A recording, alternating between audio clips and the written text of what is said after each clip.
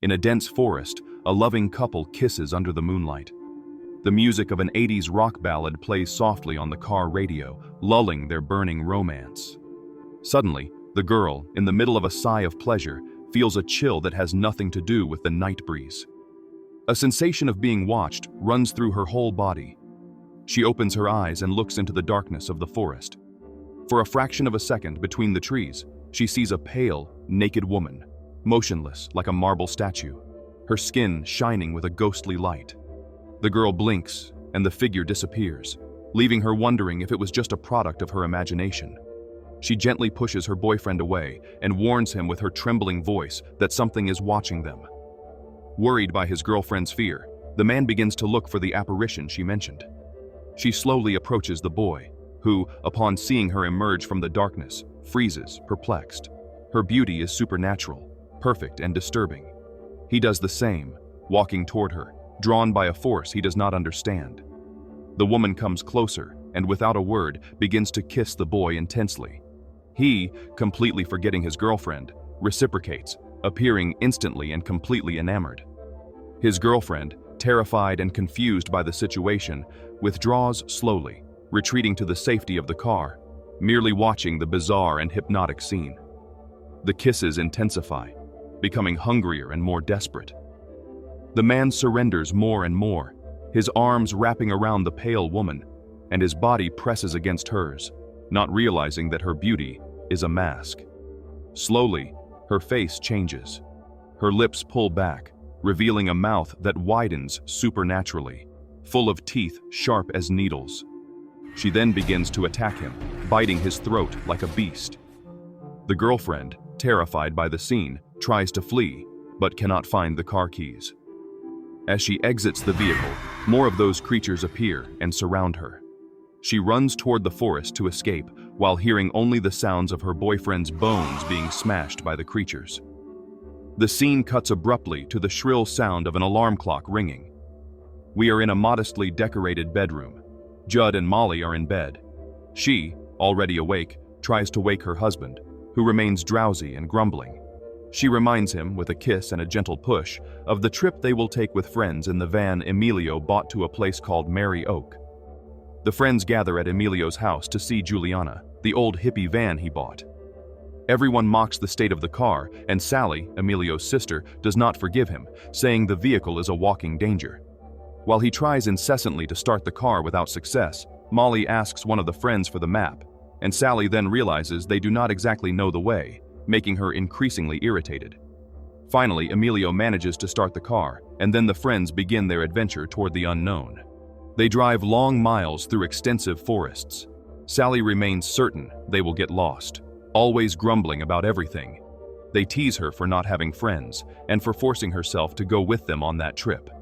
John then asks if she does not have a boyfriend, and Sally replies to him with great humiliation, and everyone bursts out laughing. Judd then notices a smell of burning coming from the car, and they decide to stop to assess what is happening. They arrive at a small and isolated locality, where there is almost nothing besides a small closed shop. Judd and Emilio start to check the car, while John continues trying to win over Sally by any means. Molly notices some police posters about a missing man, but when she tries to show the friends, she is surprised by a bald old man who grabs her arm and begins to talk about legends of angels that fall from the sky and cause the disappearance of many people in the region, seducing victims with their beautiful bodies and then killing them. Judd and Emilio pull the man away from Molly, while he shouts for them to flee the place and never look into the creature's eyes under any circumstance. The friends quickly get into the car and continue on their way, while the old man condemns the youths, saying that they will all die. During the trip, Sally continues to utter various prejudiced insults about the man from before, making everyone in the car uncomfortable, clarifying why she has no friends. The next scene shows the woman we saw at the beginning, completely terrified by sounds coming from the forest, her eyes blurred and on high alert, still fleeing the creatures that killed her boyfriend. Dawn breaks, and the woman remains terrified and on the run. Then we return to Emilio's van, where everyone except him sleeps peacefully. Emilio begins to get drowsy too, his eyes heavy, and his head begins to droop to the side. He almost dozes off when something catches his attention in the forest. The woman in red then appears crossing the road, half staggering, and is run over by Emilio's van, which throws her far. Everyone wakes up startled and goes to check what happened. They cannot believe seeing the woman fallen on the ground and run to help her. The girl is still alive but cannot respond to the youth's calls. Emilio is in shock over the situation. Judd tries to make the car work, but without success, because the collision caused the oil to leak. They also notice there is no cell signal in the place. They scold Emilio for falling asleep at the wheel, but still in shock he cannot react. Molly then spots a mailbox a little ahead, and hope arises that someone might help them. Molly, Judd, and John go to check the location while siblings Emilio and Sally stay with the girl. Molly says she feels they are being watched, but Judd pays little attention. Emilio laments the accident, apologizing to the fallen woman and saying that something supernatural lurks in the forest, while Sally, with her acidic and cruel manner, says she will end up dying because of him and that the brother should go to jail. Suddenly, the woman wakes up and tells them not to look into the creature's eyes and then faints again. The siblings are very frightened, not understanding what the woman meant. John, Judd, and Molly follow the trail for a long time without finding any sign of habitation in the area. Molly then suggests they split up, leaving John to go alone down one path while she goes with her boyfriend Judd down another. John is quite frustrated at the idea of being alone, but goes on anyway. After a long walk along the trail, John reaches a waterfall and sees a group of beautiful women bathing nude in the lake and does not hesitate to strip and join them in the water. They seem to enjoy him in silence and approach exchanging caresses with John, who becomes hopelessly involved with the beautiful women. On the other side of the trail, Judd and Molly finally find a large residence that appears to have been abandoned for a long time. They knock on the door, but it seems empty. Noticing the door is open, they decide to enter to see if anyone is there. They inspect the place looking for a phone to call for help. The couple arrives at one of the rooms where various drawings of naked women fill the walls. They find a phone, but it is completely destroyed and non-functional. Judd then decides to look for another phone upstairs while leaving his girlfriend on the ground floor, telling her to flee if anyone appears. Molly goes to the kitchen, where she finds a lot of spoiled food, full of larvae and insects. Suddenly she hears the door slam and believes it is the owner of the house and begins to try to explain they were only looking for help, but finds no one there. Judd continues searching upstairs when he hears his girlfriend scream and immediately runs to check what happened. He sees Molly with a frightened look and approaches her, not noticing that a man with a shotgun is hiding in the kitchen. When he notices the man's presence, it is already too late and he receives a butt stroke to the face that knocks him unconscious. Molly approaches her boyfriend and is also struck. Back on the road, Emilio continues to lament and cry over the accident caused, when suddenly the siblings hear a scream coming from the forest that puts them on alert. Night falls quickly, and siblings Sally and Emilio make a bonfire while they wait for the others. They hear screams again, and Emilio says he feels something has been watching them since they arrived and suddenly heads into the forest. Sally begins to panic over Emilio's departure, calling his name repeatedly. Suddenly, he reappears, telling her to help him finish the bonfire. Back at the house, Molly and Judd are tied by their hands to a chair. Molly wakes and realizes the situation. She tries to call Judd, who remains unconscious. She then tries to free herself from the ropes, but fails, then notices a sharp piece of glass on the floor nearby and throws herself with her chair to try to reach it. She manages to grab the shard of glass and begins to try to cut the rope on her hands. She hears the footsteps of the man in the house approaching and becomes increasingly desperate, but manages to cut the rope. He enters the basement where he had imprisoned the couple and sees everything apparently normal because Molly returns to her original position and pretends to still be fainted. He approaches her and in a perverted way begins to say she is very beautiful, licking her wounds. The strange man then leaves the place and Molly tries to wake her boyfriend Judd, but with little success. She then tries to open the door, but realizes the man locked it from the outside. She tries to look for something to help open the door in a toolbox she finds there when she is surprised by Judd, who is woken and asks what is happening. She then explains they are trapped and that she was looking for something to open the locked door. Judd then finds an axe and strikes the door until he breaks it, allowing them to pass. They then leave the basement very cautiously and climb the stairs slowly. They hear no signs of the man, so prepare to flee, but as they approach the door, the man appears. They hide in a corner and then see the man dragging something inside. It was John, who in a brief moment of consciousness opens his eyes and, with a bleeding mouth, begs for help. Judd and Molly remain hidden in silence while the man returns and realizes John is still alive.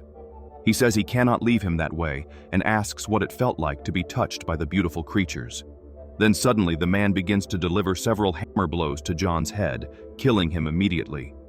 With the man leaving the room, Judd and Molly, still terrified by the scene they witnessed earlier, continue their attempt to escape.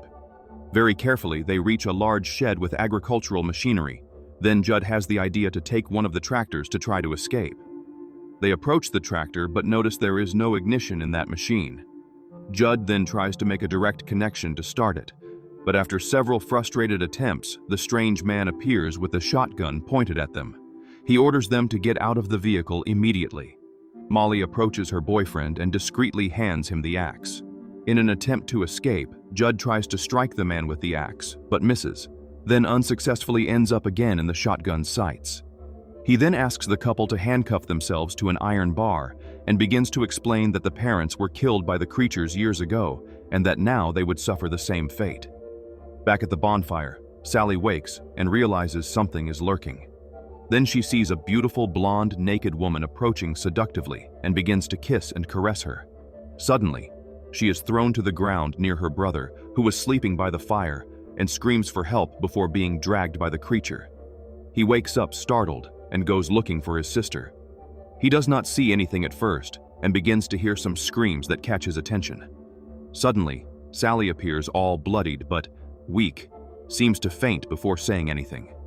Perplexed by the scene, Emilio does not notice that one of the creatures approaches from behind and ends up being seduced by the woman who kisses him passionately. Sally tries to escape with her last strength, but is found by another of the creatures. Emilio, completely seduced by the creature, seems not to feel when it begins to devour his lips with its mouthful of pointed teeth.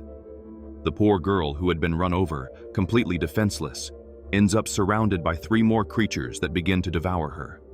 Back at the shed, the couple remains trapped, unsuccessfully seeking a way to escape, when suddenly 3 of the creatures appear approaching and begin to seduce and kiss Judd. As a desperate measure to try to escape, Molly reaches a small piece of barbed wire and makes a transversal cut on her wrist, causing the blood to flow into the handcuffs, allowing her to remove it. She frees herself from the handcuffs and, with the help of the axe, manages to break Judd's handcuffs, managing to pull him away from the creatures. With great effort, she manages to bring her boyfriend out of the creature's trance, and the two flee immediately. They walk through a dark corner of the shed when they come face to face with the strange man who points the weapon at Judd. He stares back at the man and, with a quick movement, manages to turn the muzzle of the gun toward the man and pulls the trigger, causing the gun to fire in his belly, making him fall to the ground. Molly tries to grab the gun, but the man wakes and grabs her arm. He says the youths have no escape from the creatures and finally dies. The couple then manage to flee into the forest, where Judd notices Molly's arm is bleeding and makes an improvised tourniquet to stop the bleeding. Judd says to look for Emilio and Sally, and that they need to wait at the spot until dawn to have a better chance of escaping. Judd praises his girlfriend, and they begin to kiss. But then we see that that is not Molly, but one of the creatures who, amid the rush and the darkness, takes Molly's place and seduces him. Judd manages to realize in time and begins to flee into the darkness, reuniting with his real girlfriend. However, in the midst of the rush, he falls into a kind of nest of creatures and ends up surrounded by many of them who gradually devour him, while Molly can only watch the tragic fate of her boyfriend. She then flees into the darkness and finally reaches the car. She begins to shout for her friends but gets no response. She is then cornered by one of the creatures that seduces her and begins to kiss her. But almost miraculously, Molly is saved by the silver chain with a cross she was wearing, which seems to have an effect on the creatures. A year passes, and we see Molly standing on the forest road in the darkness when a car approaches. She stops it, and the driver offers her a ride. He introduces himself as an author of horror books and says he is trying to write a story about that forest, since many people have disappeared there. Suddenly, the car stops, and he sees his tire is flat. While retrieving a spare, he finds some wanted posters he had left in his car and sees that the girl he picked up is the one depicted. Attempting to question the girl, Molly hits him with the flashlight, knocking the man out. When he wakes up, the writer realizes Molly is handcuffing him to a stake in front of the old mansion that seems to have been renovated. He asks what Molly is doing, and she simply says he will soon find out. She then enters the mansion and watches from a distance the arrival of the creatures that begin to devour him, tearing off and raising his head aloft like a trophy.